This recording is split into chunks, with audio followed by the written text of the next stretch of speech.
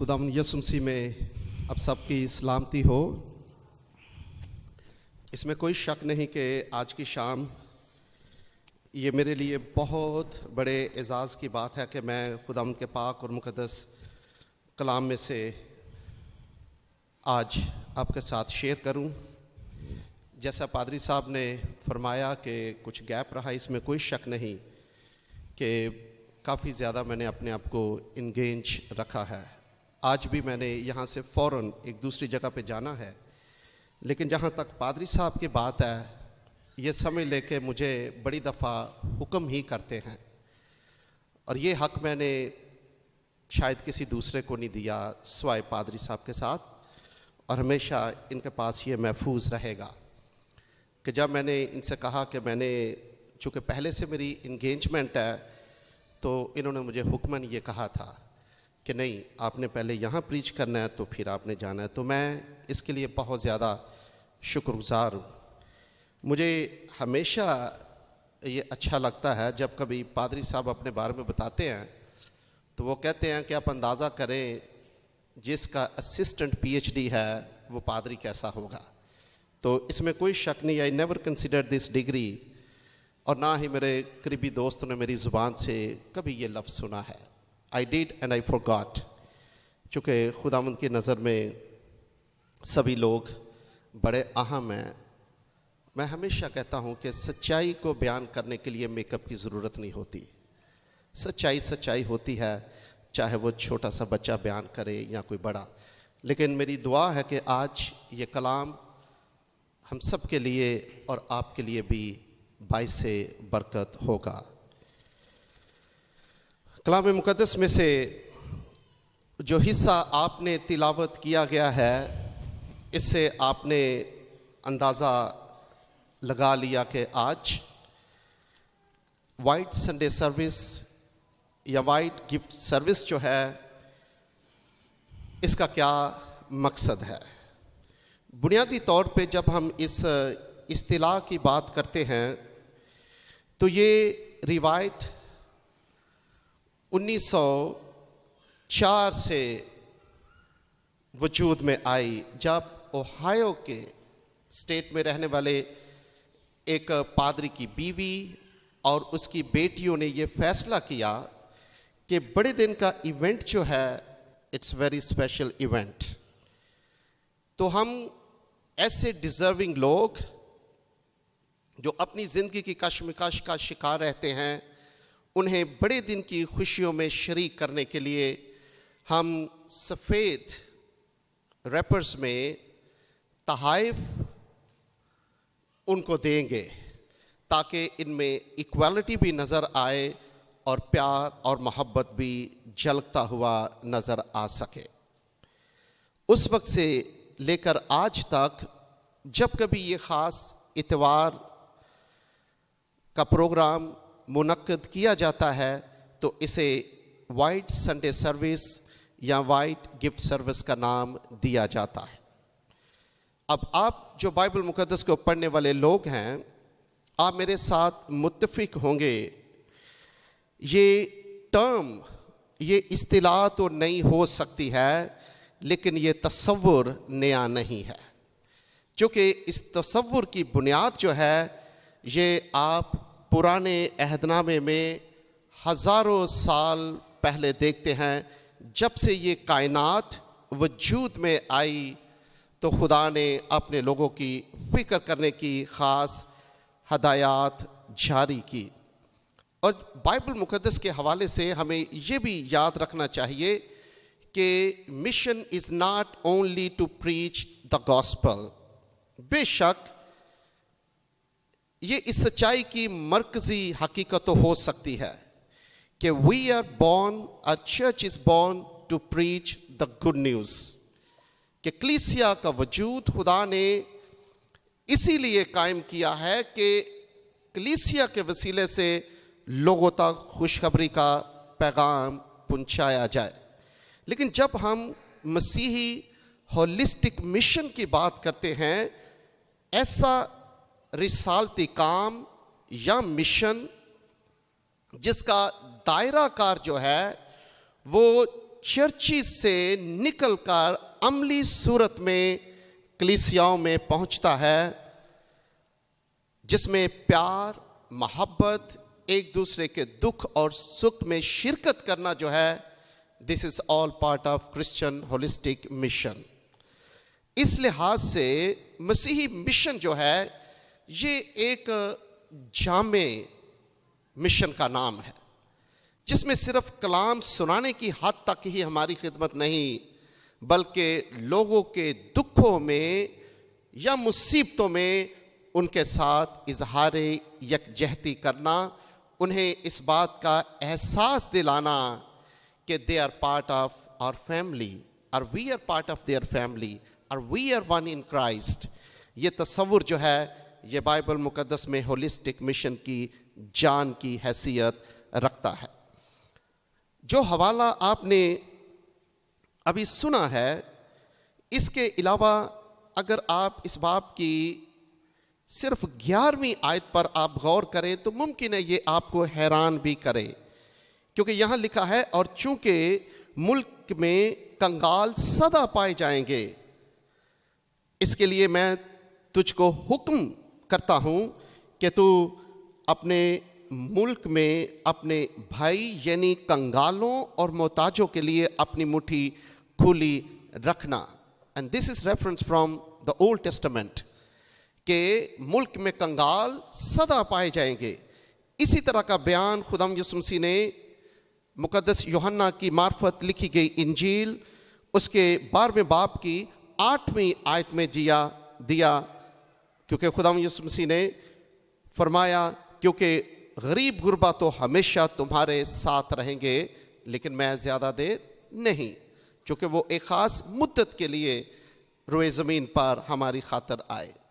तो इन दोनों हवाला जात से ऐसा लगता है जैसे गुर्बत जो है या इस तरह के मिसाइल जो हैं, ये शुरू से लेके आज तक हमारे बोसीदा सिस्टम की वजह से एक बहुत बड़ा मसला बना हुआ है।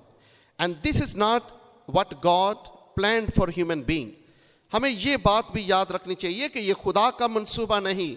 अगर हम पुराने या नए अहदनामे में पढ़ते हैं कि गरीब गुरबा या कंगाल जो हैं ये सदा पाए जाएंगे, तो इसका मतलब ये नहीं कि ये खुदा की मर्जी से है, बल्कि ये हमारे बोसीदा और करप्ट निज़ाम की वजह से ऐसा है जो शुरू से लेके आज तक चलता आ रहा है।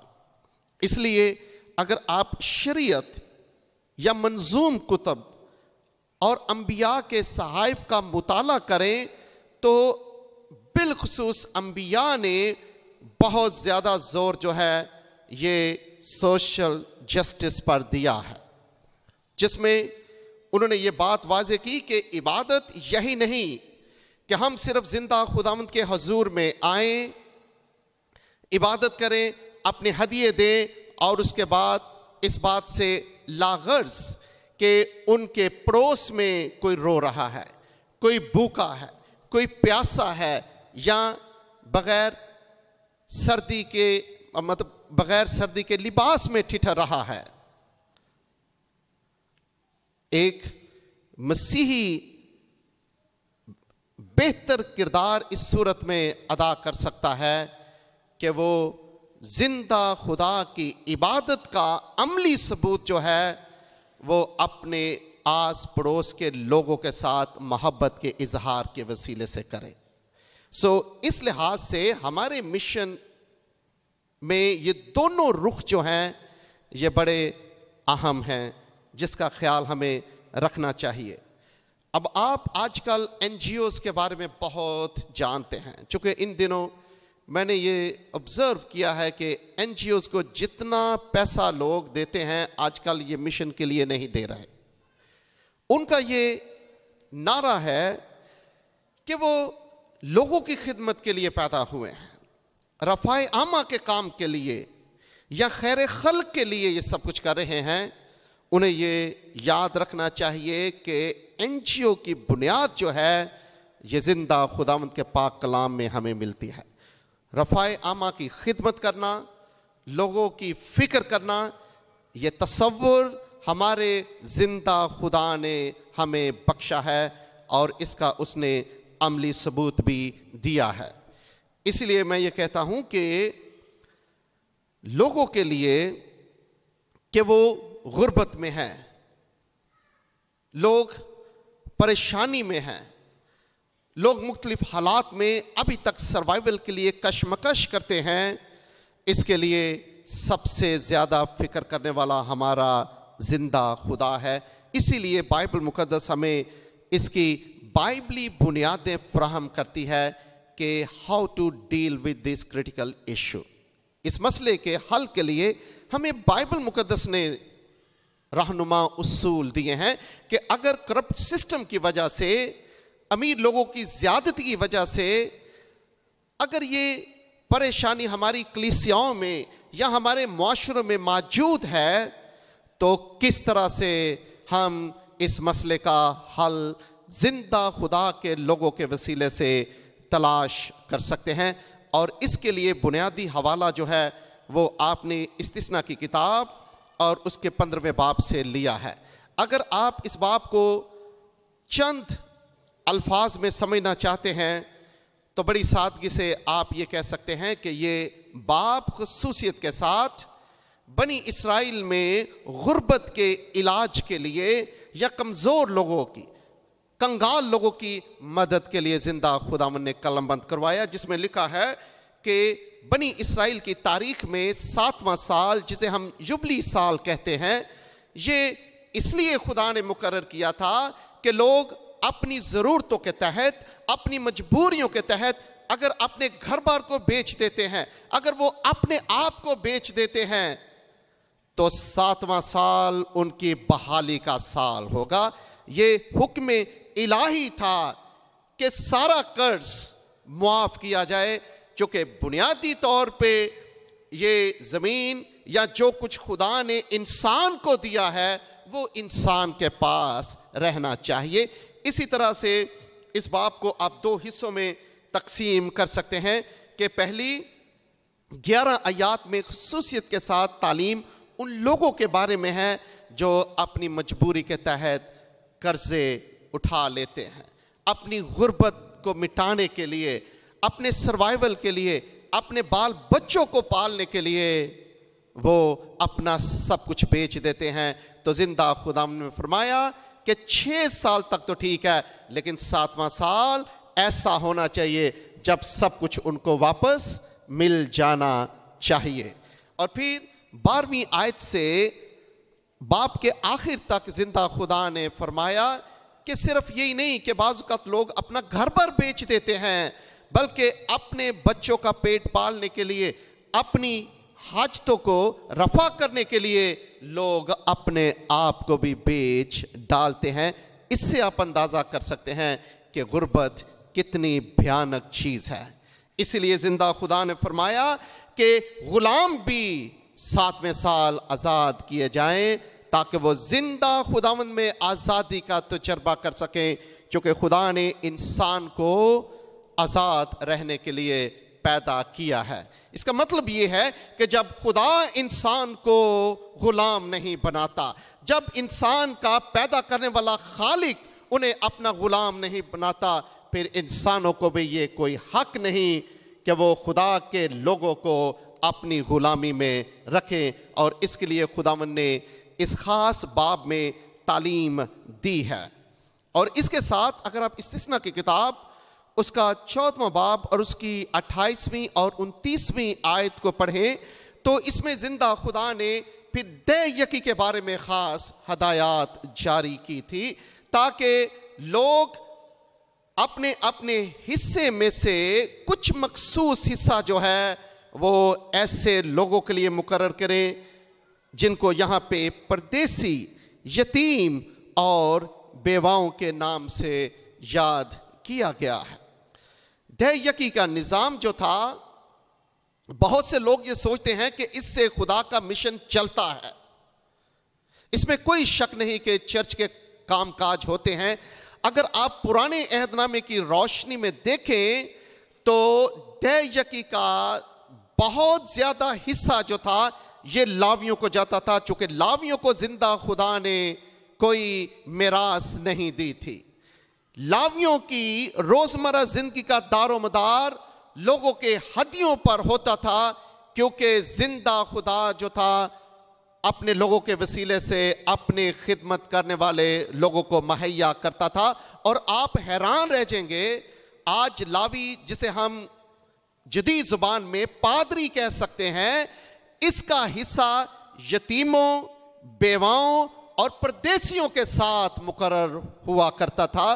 चूंकि दय यकी में से जहां पादरी या काहिन को दिया जाता था, वहां उसी हिस्से में से परदेसियों, यतीमों और बेवाओं को दिया जाता था। इस लिहाज से लावी, मजहबी रहनुमा, यतीम, बेवा और इस तरह के लोग जो थे, जिंदा खुदावंद के दिए हुए हदियों के वसीले से खुदा की बरकत का तजर्बा करते थे।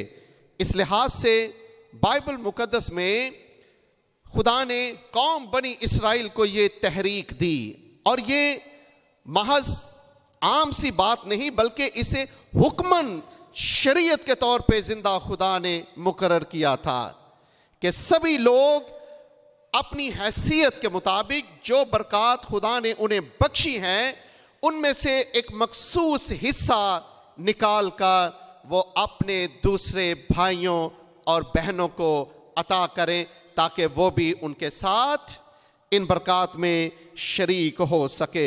अब ये सिर्फ पुराने अहदनामे की बात ही नहीं कि खुदावंद ने हुक्मन बनी इस्राइल को ऐसा करने के लिए कहा।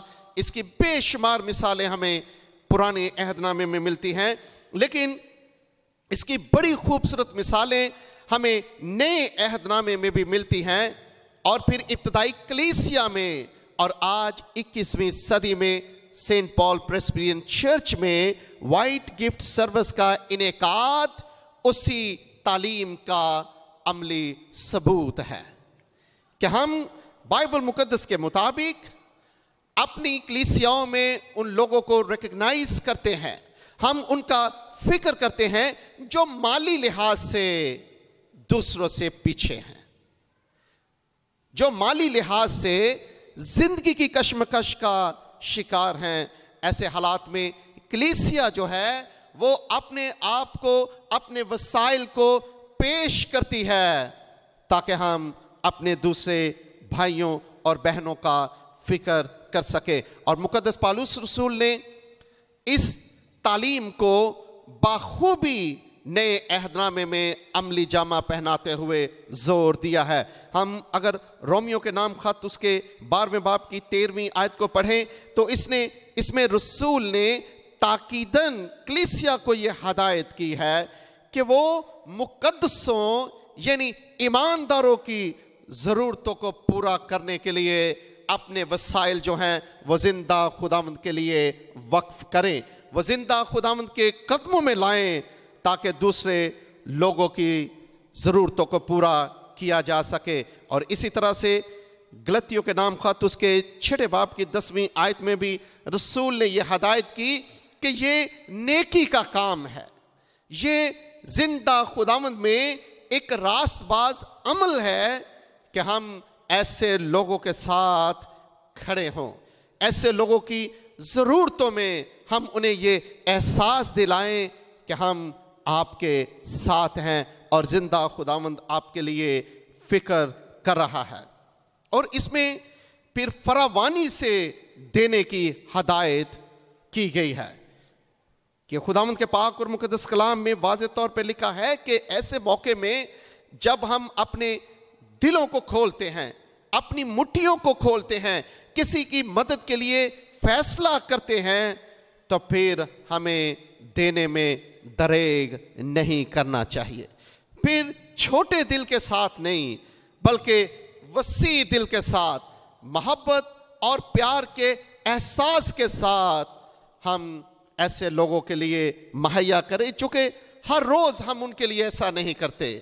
Since this is a very special event, जो बड़े दिन का त्यौहार है, ये खुशियों का त्यौहार है। आप अंदाजा करें कि जहां पे फरिश्ते पूरी रोए जमीन की कौमों के लिए खुशी का पैगाम देते हैं कि आसमान से जमीन पर, जमीन और आसमान का खालिक उतर आया है, वहां उन लोगों के लिए ये खुशी क्या अहमियत रखती है जो अपनी इंतहाई बुनियादी जरूरतों की फिक्र में पड़े हुए हैं। वो किस तरह से इस बड़े दिन की अजीम खुशी का तजर्बा कर रहे हैं, जबकि अभी उन्हें खाने की फिक्र है, क्या पहनना है, उन्हें उसकी फिक्र है। ये उसी सूरत में बड़े दिन की खुशियां उनके लिए वाकई खुशियां हो सकती हैं जब वो इन चीजों से आजाद होकर सिर्फ जिंदा खुदावंद में देने और मुहैया करने के तजर्बे को अमली सूरत में मालूम कर सके, और वो ईमानदारों के वसीले से ऐसा मुमकिन हो सकता है। सो बाइबल मुकद्दस हमें बेशुमार ऐसी बुनियादें मुहैया करती हैं कि why we should provide for the needy people. हमें क्यों हाजतमंदों के लिए मुहैया करने की जरूरत है, हमें क्यों अपने दिलों को खोलकर फराख दिली से मुहैया करनी चाहिए। इसकी एक बहुत बुनियादी बात जो है वो मेरा और आपका बतौर कलीसिया जो है वो किरदार बहुत अहमियत रखता है। अगर आप इसे नाम दें कि खुदावंद के हाथों में कलीसिया इलाही आलाकार के तौर पे इस्तेमाल होती है। हम लोग अंग्रेजी जुबान में ये टर्म अक्सर सुनते हैं कि church is an agent of transformation, कि इस मुआशरे में ट्रांसफॉर्मेशन के लिए, जिंदगी लाने के लिए, तब्दीली लाने के लिए कलीसिया खुदा का आलाकार है। बिल्कुल इसी तरह से इस मुआशरे का निजाम बदलने के लिए, हमारी रवायात बदलने के लिए, मुआशरती अक़दार को एक नया रूप देने के लिए, जिसमें लोगों को वाकई जिंदा खुदा की तालीम नजर आए, जिंदा खुदा बजाते खुद काम करता हुआ नजर आए, इसके लिए खुदा ने ईमानदारों को एक एजेंट के तौर पे इस्तेमाल किया है। सो ये दुरुस्त बात है कि church serves as an agent of transformation. ये सिर्फ मुआशरे के लिए नहीं बल्कि लोगों की जिंदगियों को ट्रांसफर करने के लिए भी इस्तेमाल होता है। और मैं जब इस चीज पर गौर कर रहा था तो मुझे एहसास हुआ कि इंसान का जिंदा खुदा की शबीह पे पैदा होना कितनी बड़ी बरकत है। और आप सब जानते हैं कि मैंने इसी प्लेटफॉर्म से पहले भी ये कहा है कि आसमान पर सूरज, चांद और सितारे ये खूबसूरती की अलामत तो हो सकते हैं, लेकिन ये जिंदा खुदा की शबीह पे पैदा नहीं किए गए। खुदा की शबीह पे सिर्फ इंसान पैदा किया गया है, इसीलिए इंसान इस रोए जमीन पर जिंदा खुदा का बेहतरीन नुमाइंदा हो सकता है, ताकि खुदा अपने जलाल को, अपनी मेहरबानी और अपनी शफकत को अपने लोगों के वसीले से इस रोए जमीन पर जाहिर कर सके। इसीलिए खुदा ने बनी इस्राइल को मुकर्रर किया कि वो जिंदा खुदा के इमाम पे खुदा और कौमों के दरमियान एक दरमियानी के तौर पे एक बुनियादी किरदार अदा कर सके, ताकि बनी इस्राइल के वसीले से लोग जिंदा खुदा को जान सके, खुदा की मेहरबानी, रहम और तरस को महसूस कर सके। इसीलिए इलाही मिशन का एक बुनियादी हिस्सा यह है कि कलीसिया महसूस करे कि खुदा आसमान से किसी को कोई चीज फेंकने वाला नहीं है। कलीसिया के वसीले से खुदा जरूरतमंदों तक पहुंचेगा, कलीसिया के वसीले से खुदा अपने किरदार को जाहिर करेगा कि वो कितना मेहरबान है। और इसके लिए मैं सोच रहा था कि अगर हम पहला सलातीन उसके 17वें बाब की 2 से 7वीं आयत तक पढ़ें तो हमें इसमें मिलता है कि किस तरह से खुदा ने अपने बंदे एलिया को करीत के नाले पर कौवों के वसीले से गोश्त और रोटी मुहैया की, और वो सुबह शाम ऐसा करता था।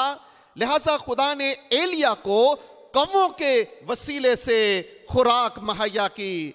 और आप सब जानते हैं कि पहला सलातीन उसके 17वें बाब में अगर 7वीं से 16वीं आयत का मुताला करें तो इसमें लिखा है कि बेवा को खुदा ने एलिया के वसीले से खुराक मुहैया की। सो कौवे जो थे they were agent of provision for the Elijah, वो एलिया के लिए ऐसे एजेंट थे जो मुहैया करने वाले थे, जबकि बेवा के सारपत की बेवा के लिए एलिया ये किरदार अदा करता है। सो खुदा साहब करामात तो जरूर है, हम इस पर कतई ईमान रखते हैं कि उसने आसमान से मन नाजिल किया, वो चट्टानों से पानी निकालने की कुदरत रखता है, इसी तरह से वो सहरा में नदियां भी जारी कर सकता है।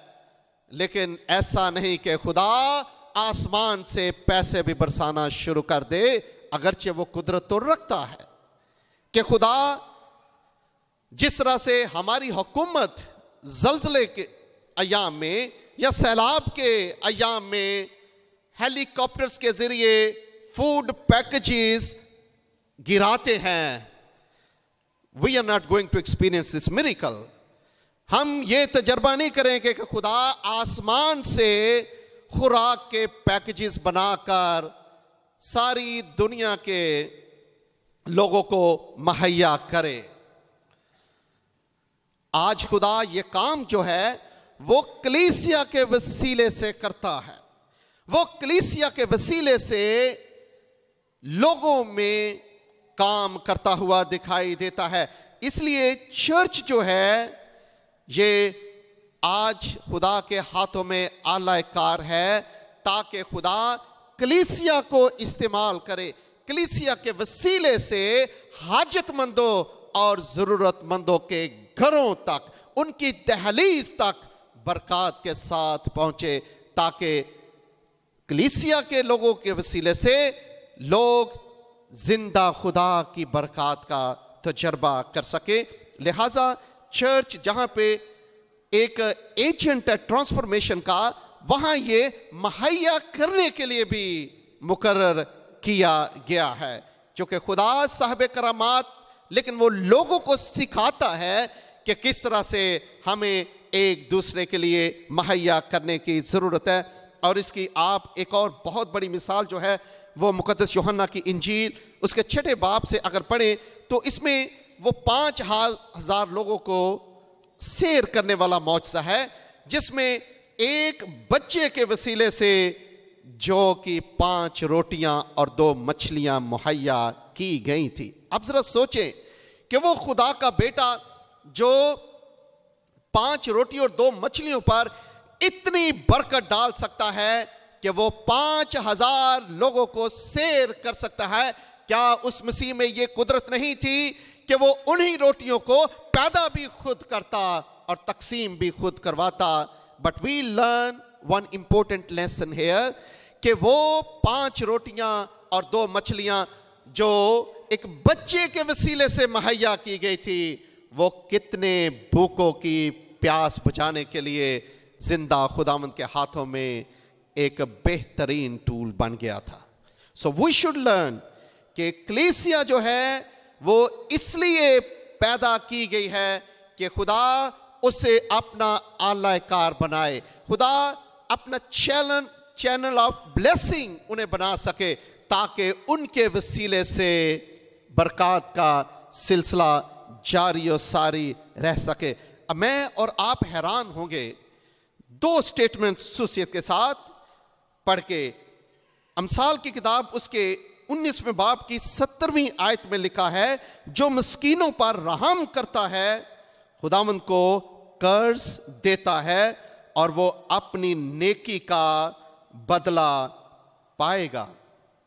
अब ये हैरत की बात है कि जो मस्कीनों पर रहम करता है वो आसमान और जमीन के खुदा को कर्ज देता है। ये बहुत से लोगों के लिए हजम करने वाली बात नहीं कि हाउ कम, ये किस तरह से मुमकिन है कि मस्कीनों को हम कर्ज देते हैं, मस्कीनों की हम मदद करते हैं और कर्ज हम जिंदा खुदा को अता करते हैं। इसकी कुछ समझ नहीं आती।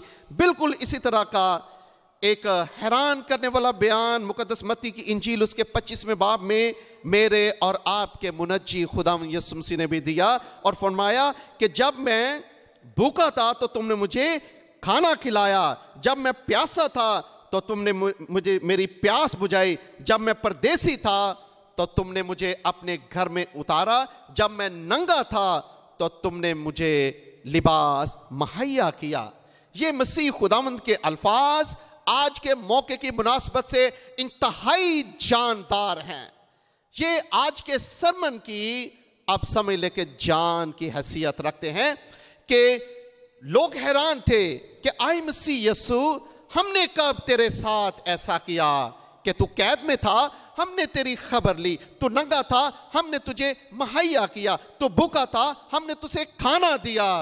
तो मसीह खुदावंद के अल्फाज कि जब तुम मेरे लोगों में से किसी के साथ ऐसा करते हो तो मेरे साथ ही ऐसा करते हो। इसलिए अमसाल की किताब उसके 19वें बाब की 17वीं आयत मेरे और आपके लिए बहुत बुनियादी है, चूंकि लिखा है जो मस्कीनों पर रहम करता है वो खुदावंद को कर्ज देता है। अब यहां पे इब्रानी जुबान में जो लफ्ज रहम के लिए इस्तेमाल हुआ है यह है खनान, और इस लफ्ज का ताल्लुक जो है वो इब्रानी जुबान में खिन के साथ है, जिसका तर्जमा हम फजल करते हैं। लिहाजा खनान बमानी रहम और खिन बमानी फजल जो है, इन दोनों का गहरा ताल्लुक है। किस लिहाज से? चूंकि इसमें रूह है कि जब हम किसी गरीब की मदद करते हैं, जब हम किसी के लिए अपने दिलों और मुट्ठियों को खोलते हैं, तो हम इस तौर पे नहीं खोलते हैं कि जो कुछ हम देते हैं वो हमें वापस भी मिलेगा। ऐसा हरगिज नहीं। इसीलिए फजल का अमली सबूत ये है कि जब हम किसी के लिए मुट्ठी खोलते हैं, किसी को मुहैया करते हैं, तो हम इसलिए नहीं करते कि कोई शख्स हमें वापस भी लौटाएगा। अगर वो वापस लौटाता है तो वो किस तरह से जिंदा खुदा का फजल जो है उसका तजर्बा कर सकता है।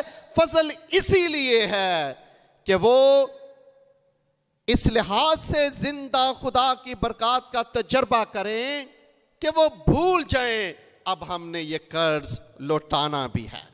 फिर क्या फायदा पहली और दूसरी हालत में होगा?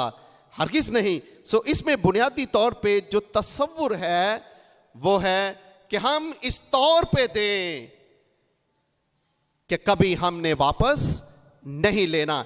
इसी वजह से खुदा ने बनी इस्राएल को यह तलकीन दी कि जब कभी मजबूरी के तहत लोग अपना आप बेच देते हैं, अपना घर पर बेच देते हैं, and there must be an appointed time जब हर चीज जो है उनको वापस लौटा देनी चाहिए। और इसकी एक और बड़ी खूबसूरत मिसाल जो है, ताकि हम इस इश्यू को समझ सके, अमसाल की किताब उसके 17वें बाब की 5वीं आयत में मिलती है, क्योंकि यहां लिखा है कि जो मस्कीन पर हंसता है वो अपने खालिक की एहानत करता है। जब हम लोगों की गुर्बत का मजाक उड़ाते हैं, लोगों की गुर्बत पर हंसते हैं, तो हम उनकी नहीं बल्कि हम अपने जिंदा खुदा की एहानत करते हैं। क्योंकि इब्रानी मतन में बड़े वाज़े तौर पे लिखा है कि वी इंसल्ट आवर गॉड। ऐसा करने से हम बंदे की नहीं बल्कि हम अपने जिंदा खुदा की तौहीन करते हैं। और इब्रानी जुबान में यह मुहावरा जो है, इसका मतलब है कि उसकी एहानत करना जो उस चीज का खालिक है, माजिद है, जो उसे पैदा करने वाला है। और इसमें बुनियादी तसव्वुर यह है कि अगर खलक खुदा ने किया है तो फिर मुहैया करने की जिम्मेदारी भी उसी की है। अगर ऐसा नहीं, जब हंसते हैं तो हम उस खालक का मजाक उड़ाते हैं कि तूने पैदा तो कर दिया है लेकिन इनको मुहैया करना भी जिंदा खुदा की जिम्मेदारी है। That's why we laugh at such people. हम ऐसे लोगों पर हंसते हैं। और आपको याद होगा मुकद्दस यशायाह का सहीफा और उसका 46वां बाब, जिसमें खुदा बनी याकूब या बनी इस्राएल से मुखातिब होकर कहता है कि मैं खुदावंद तुम्हारा खुदा वही हूं जिसने खलक किया और तुमको संभाले रखता है। वो खुदा जिसने तुम्हारी मां की गोद से ही अपनी गोद में ले लिया, और जब तक तुम्हारे सर के बाल सफेद ना हो जाएं, बल्कि उसके बाद भी खुदा कहता है कि मैं तुम्हें अपनी गोद में संभाले रखता हूं। इसमें बुनियादी तौर पे जो तस्वुर है वो ये कि ऐसा करने से हम खुदा की कुदरत पर इल्जाम देते हैं। हम खुदावंद पे फजल को चैलेंज करते हैं कि आज तू कहां है? ये लोग भूखे क्यों हैं? ये लोग प्यासे क्यों हैं?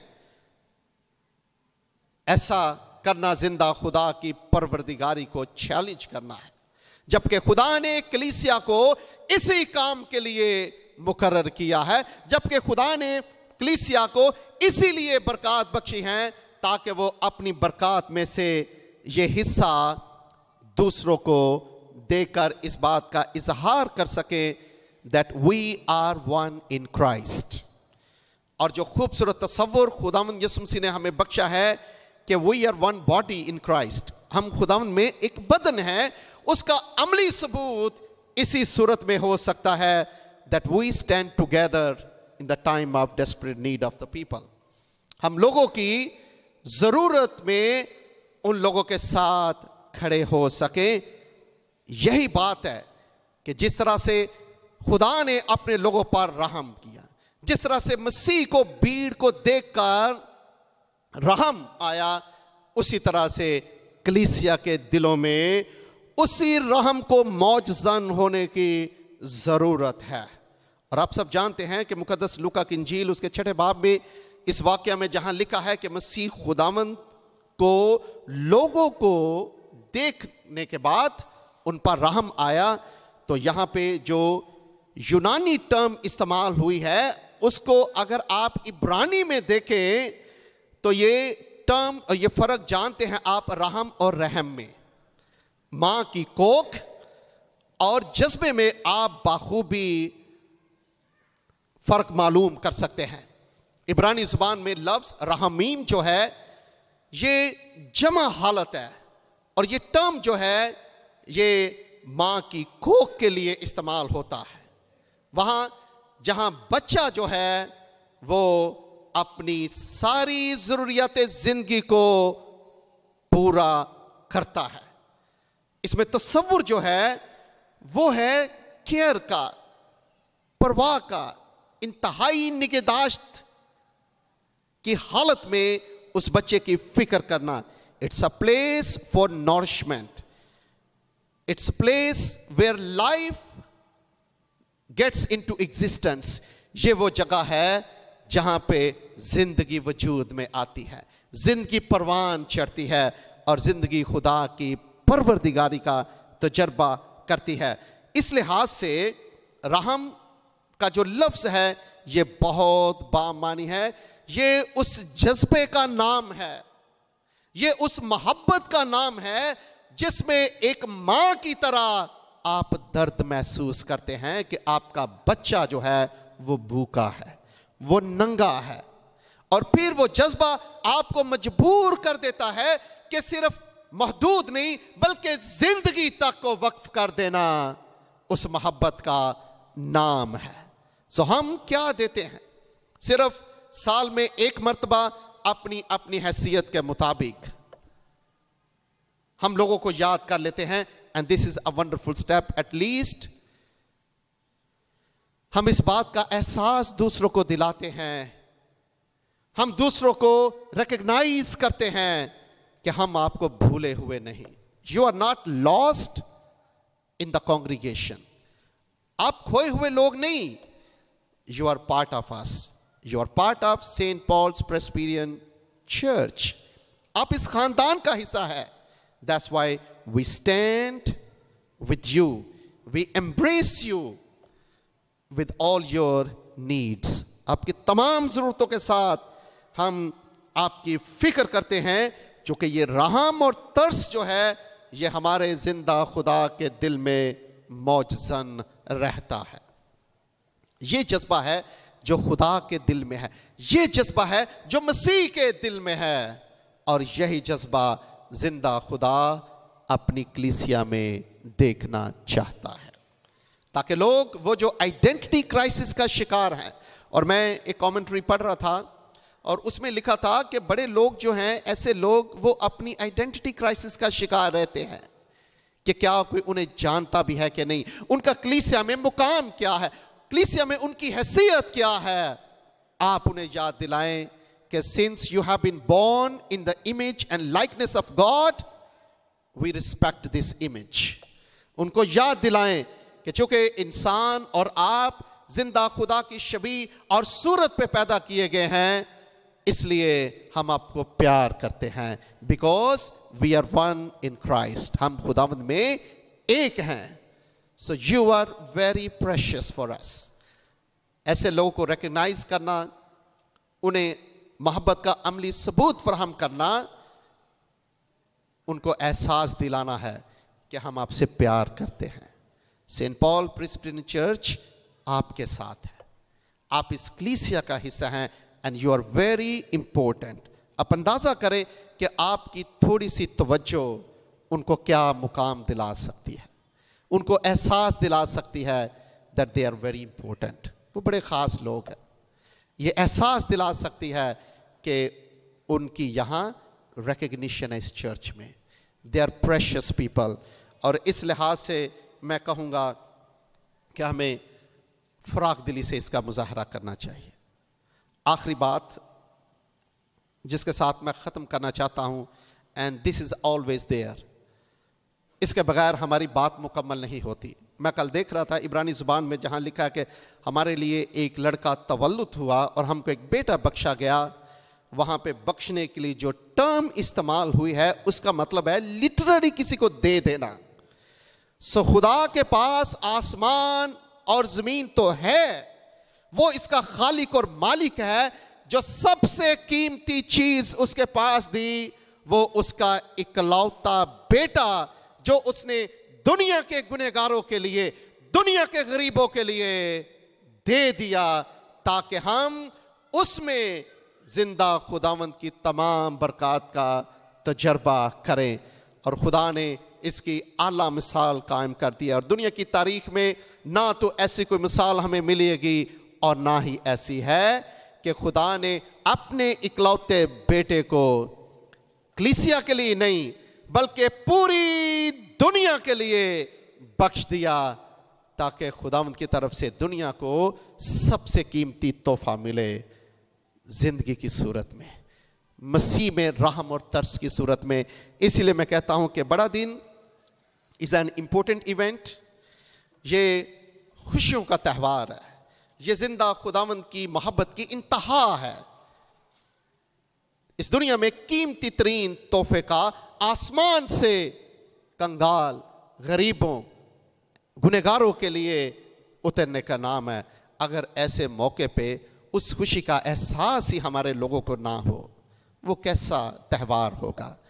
आए हम बड़े दिन की खुशियां ऐसे लोगों के लिए दोबाला कर दें।